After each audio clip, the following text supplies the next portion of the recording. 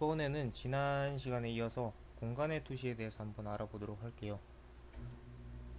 앞서서 투시의 종류에 대해서 1점 투시부터 4점 투시까지 있다는 거는 대충 얘기를 했고, 그러면 바로 예시를 들어가지고 한번 설명을 한번 해볼게요.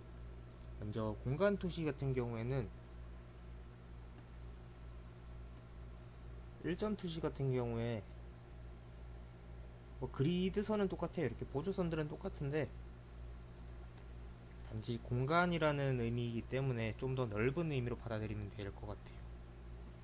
이거 같은 경우에는 하나의 예시로 철길 같은 걸 볼 수가 있어요. 우리가 만약에 철길의 한 가운데 서 있어요.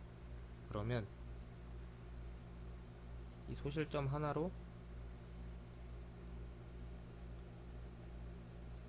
철길이 이렇게 쭉 이어지겠죠.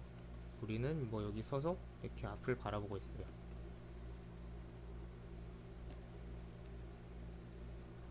이럴 때 이 지평선 끝에 이렇게 소실점이 맺히게 되는 거죠. 이 철길 끝에. 물론 이쪽으로 갈수록 이 철길의 칸은 점점 좁아지는 거죠. 그래야 투시가 적용이 올바르게 된 거니까.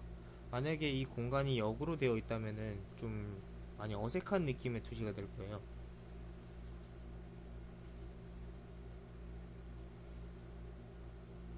이렇게 좀 막 넓어지고 그런다면은 좀 되게 어색한 느낌의 투시가 되겠죠.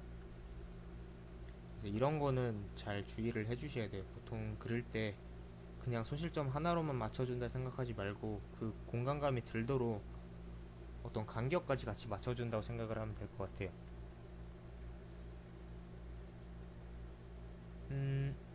그리고 또 이런 게 있죠.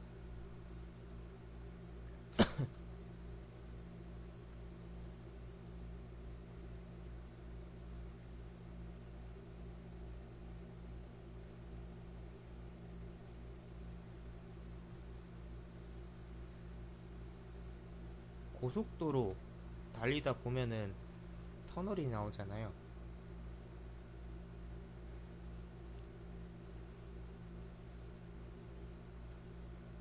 또 대충 이렇게 보조선들을 막 주면은 이게 하나로 이렇게 또 모이게 되겠죠. 네, 이렇게 터널 같은 것도 1점 투시로 예를 들 수 있어요. 터널 같은 그런 공간 표현을 할 때, 그럴 때 사용을 하면 괜찮겠죠. 그러면 2점 투시로는 어떤 예시를 들 수 있을까? 제가 좀 좁게 그리기는 했는데 이걸 좀 넓은 시선으로 봐야 돼요.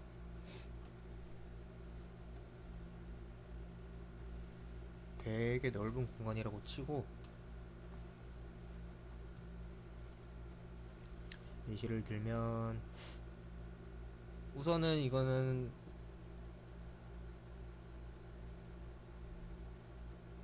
그 물체 투시에서 내부에 뭔가가 이렇게 하나 만들어진다고 얘기를 했었는데, 이거는 이 넓은 공간 속에 어떤 물체일 수도 있기는 하지만 좀 물체라고 보기 힘든 건물 같은 게 있잖아요. 건물. 그런 걸 그릴 때도 이렇게 2점 투시를 많이 사용하기는 해요. 보통 길거리 사진들 같은 것만 봐도 이렇게 2점 투시를 활용을 해서 좀 찍은 사진들이라던가 그런 게 있죠. 이렇게 막 건물들이 대충 있고 건물들이 쭉 이어지고 이런 느낌으로도 공간을 표현을 해줄 수가 있고, 또 2점 투시를 이 공간 그 자체로만 또 활용을 할 수가 있어요. 좀 좁게 비유를 하면은 우리가 생활을 하는 방 같은 걸 예를 들 수가 있어요. 마찬가지로 소실점을 향해서 선이 이렇게 쭉 이어지기는 하겠죠.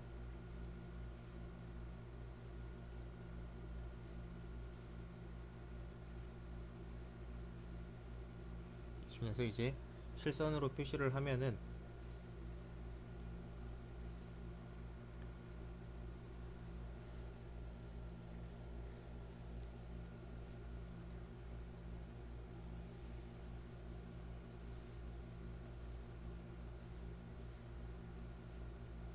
이렇게 되는데,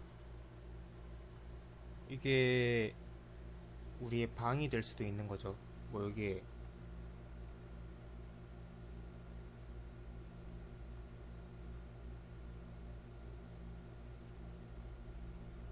뭐 하나 책장 같은 게 이렇게 놓여 있고, 책상도 이렇게 같이 되어 있고, 여기 서랍 뭐 이런 게 대충 있고, 여기 뭐 침대에 이렇게 놓여 있을 수도 있고, 이렇게 방 같은 걸 표현을 할 때 이 점 투시를 많이 사용하긴 하는데, 이거는 인테리어 디자인이나 공간 디자인 같은 그런 거를 할 때 많이 사용을 하기는 해요. 그럴 때 많이 사용하고, 뭐 전체적인 그냥 공간감을 나타낼 때 그런 거를 할 때도 좀 많이 사용을 하기는 하죠.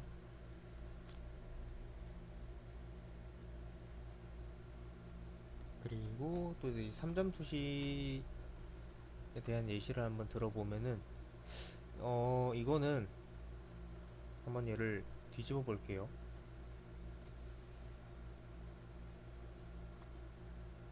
마찬가지로 이거는 저걸 생각해 주시면 될 것 같아요.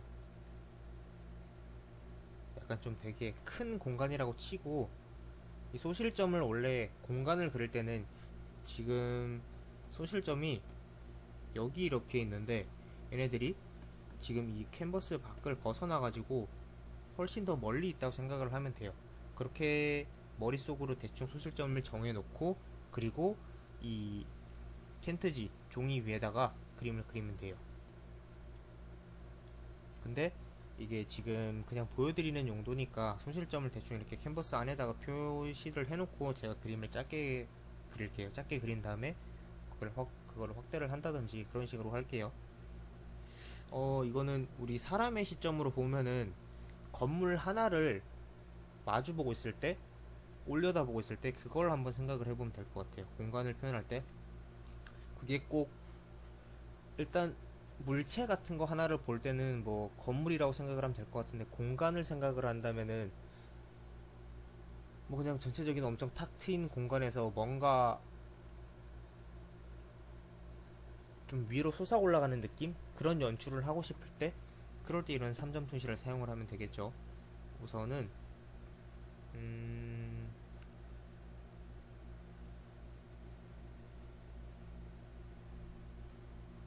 건물 같은 거를 위로 올려다 본다고 한번 생각을 해볼게요.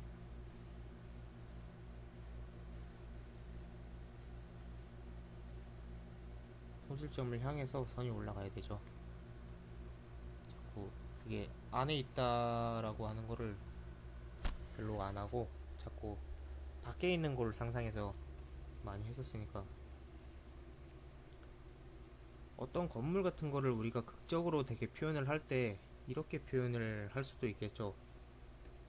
입구가 지금 엄청 크긴 한데 눈에 잘 보이려고 크게 그리고 있는 거예요. 이렇게 건물 입구가 있고 사람이 여기서 되게 조그만하게 위를 쳐다보고 있는 거예요. 그런 걸 표현을 할 때 이걸 많이 사용하기도 해요. 여기 있는 것도 마찬가지로 소실점을 향해서 이렇게 내려오면 좋겠죠.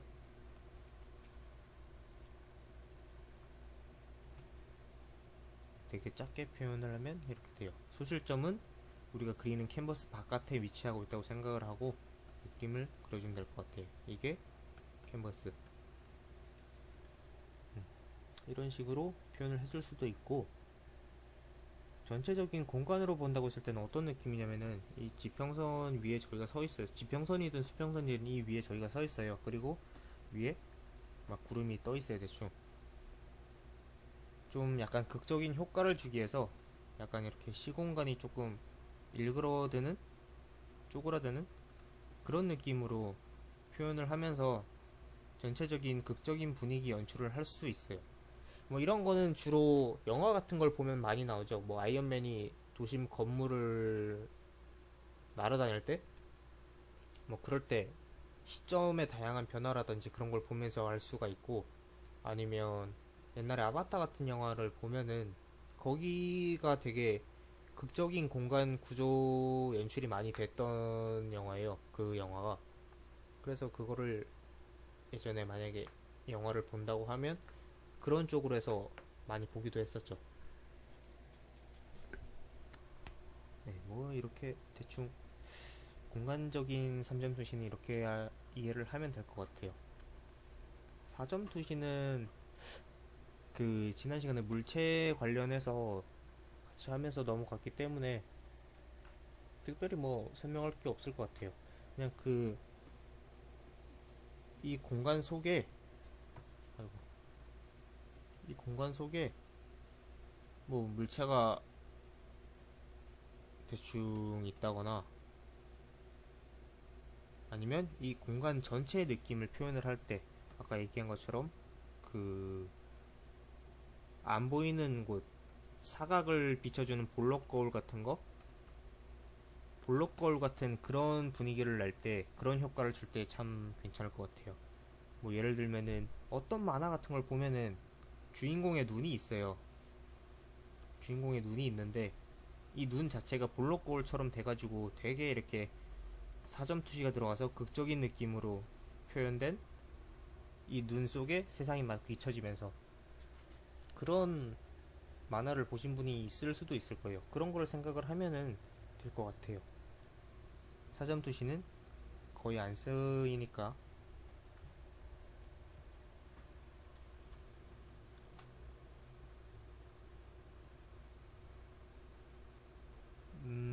그럼 이제 여기 공간까지 했으면은 이제 투시를 한번 응용을 해볼 수가 있을 것 같아요. 투시를 어떻게 응용을 하냐? 이제 투시로 그냥 개인이 연습을 하는 거죠. 뭐 예를 들어서 3점 투시가 이렇게 멀리 끝까지 있다고 하면은 투시에 맞춰서 대충 막 그려요.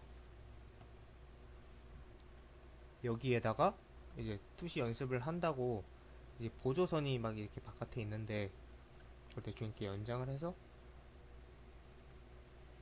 뭐 원기둥을 이렇게 옆에다가 박아본다든지 아니면 사각형 공간이 투시에 맞게 안쪽으로 파여 있다든지 뭐 이런 느낌을 연습을 하면서 약간 입체감을 공부를 하면 좋을 것 같아요. 그리고 또 이렇게 안쪽으로 파여 있는 것뿐만 아니라 위쪽으로 이렇게 솟아난 것도 있다는 거. 너무 극적인가? 위쪽으로 이렇게 솟아날 수도 있다는 거. 근데 이렇게만 단순하게 하지 말고 이 한 면에 여러 개를 표현을 해보세요. 뭐 튀어나오고 들어가고 뭐 이렇게 튀어나오고 튀어나온 것 속에 또 이렇게 들어가고 이런 거를 연습을 하면서 투시 연습을 하면 좋을 것 같아요. 이 투시가 기본이기도 하면서 좀 많이 어려워하는 사람들이 있기는 하더라고요. 별로 어렵진 않은데 근데 이 투시를 안 지켜줌으로써 나중에 그림 전체가 좀 되게 어색해 보이고 이상해 보일 수가 있으니까 투시는 좀 많이 공부를 해주면 좋을 것 같아요. 내가 이제 어떤 보조선 없이도 좀 자연스럽게 투시를 맞춰서 잘 그릴 수 있을 정도가 될 때까지. 네. 근데 투시가 별로 어렵진 않으니까 적당히 해보면서 맞춰보면 될 것 같아요. 그러면 투시도법, 선원근법은 여기서 끝내고 간단하게 이제 공기원근법을 알아볼게요. 공기원근법, 색채원근법이라고 하는데 말 그대로 공기원근법은 약간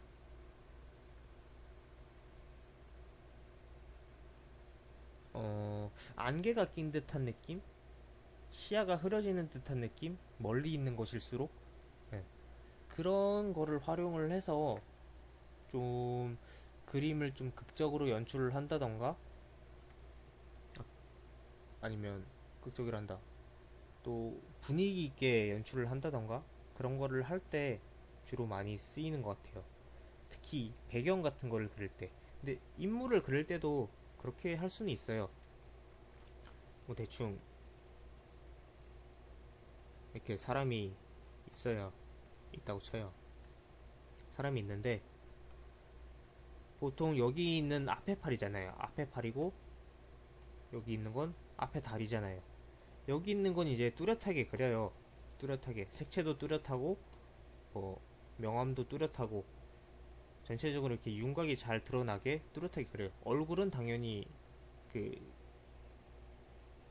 말 그대로 얼굴이니까 마담이니까 간판이니까 당연히 뚜렷하게 그리고 이 팔 이쪽에 있는 거 이 두 개가 뒤에 있는 거잖아요. 뒤쪽에 있는 거니까 약간 좀 흐릿하게 어느 정도 색채도 약간 좀 톤이 좀 다운된 그런 식으로 그림을 그리게 되면은 되게 인물 하나만 그렸더라도 그 인물 자체가 좀 극적으로 볼 수 있는 그런 효과가 있어요. 그런 게 있으니까 알아두고 또 배경을 그릴 때가 있잖아요. 배경을 그릴 때 일단은 뭐 지평선이 하나가 있다 치고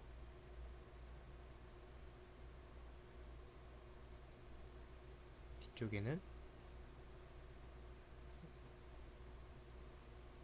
대충 산이 있어요.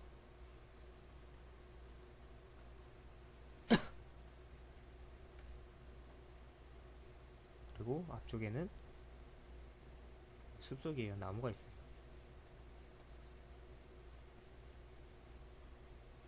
그리고 뭐 대충 길이 이렇게 나 있어요. 사람이 뭐 여기 서 있고 나무가 뭐 옆에 있고 풀이 있고 가까이 있으니까 여기 좀 풀이 좀 보일 수도 있죠.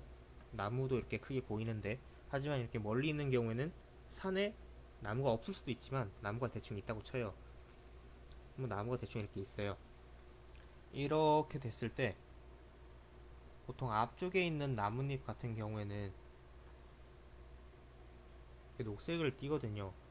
그냥 전부 다 녹색은 아닌데 여러 가지 색이 섞여 있어요. 근데 대충 보여주기 위해서 이렇게 표현을 하는 거니까 좀 포인트가 잡히는 나무 같은 경우에는 이렇게 좀 뚜렷한 색깔로 되어 있고 좀 더 이렇게 코너 안쪽에 잡히는 나무 같은 경우에는 그 윤곽이 조금 어두워요. 약간 액자식 효과라고 하죠. 전체적인 그림에 액자 효과를 넣어서 이렇게 윤곽에 있는 부분은 좀 어둡게 해서 이렇게 가운데 쪽으로 자연스럽게 시선이 쏠리게 하는 건데 대충 이렇게 분위기를 연출을 해요. 이렇게 있으면 뒤쪽에 있는 것도 마찬가지로 채색을 해야 되겠죠. 근데 뒤쪽에 있는 것도 똑같이 이렇게 같은 색채에 앞쪽에서 보이는 것처럼 똑같은 또렷한 뭐 채도의 이런 색을 사용을 하지는 않아요. 왜냐면 시선이 그러면은 어디로 쏠려야 될지 모르겠거든요. 우리가 그림을 볼 때 어디 주제부 포인트 같은데 이제 시선이 자연스럽게 쏠려야 되는데 이렇게 되면은 시선이 막 분산되고 어디가 포인트인지 모르게 되거든요. 그래서 이 뒤쪽에 있는 거는 약간 배경 색깔을 대충 가정을 할게요. 배경이 그냥 맑은 하늘이 있어요.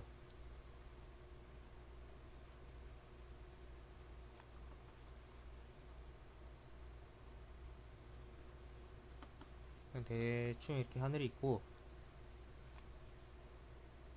그로 인해서 산의 색깔이 약간 좀 푸르딩딩해지거나 약간 에메랄드 빛이 좀 비친다거나 아니면 그 녹색이 조금 더 이렇게 중후한 톤으로 변해가지고 칠해진다거나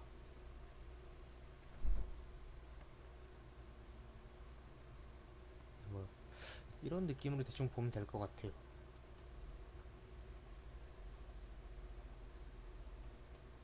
중후한 톤으로. 하지만 실제로 이 산에도 가까이 가서 보면은 이런 색깔의 느낌이라는 거, 앞에서 보이는 이런 색깔의 느낌이라는 거. 하지만 우리 눈에 멀리 있기 때문에 이렇게 색이 채도가 좀 낮고 중후한 톤의 느낌으로 보이게 된다는 거. 그리고 이렇게 될 뿐만 아니라 약간 좀 명도를 낮춰가지고 흐릿하게 하늘이랑 조금 약간 섞여 보이도록 이렇게 해서 공기원근법을 또 줄 수가 있죠. 이 산 자체가 약간 흐릿해서 멀리 있어서 잘 안 보이는 것처럼 그런 느낌으로 그림을 그려줄 수가 있죠. 좀 이건 앞에 있는 거라고, 그래도 앞에 있는 산이라고 어느 정도 채도만 낮춰서 이렇게 표현을 했는데, 그거보다 더 뒤에 있는 산 같은 경우에는 좀 더 흐릿해 보일 수가 있겠죠. 그런 식으로 표현을 할 수가 있어요. 공기연근법은 보통 이렇게 되는 거니까 그냥 이 정도까지만 알아두면 될 것 같아요. 그러면 다음 시간에 또 뵙는 걸로 하죠.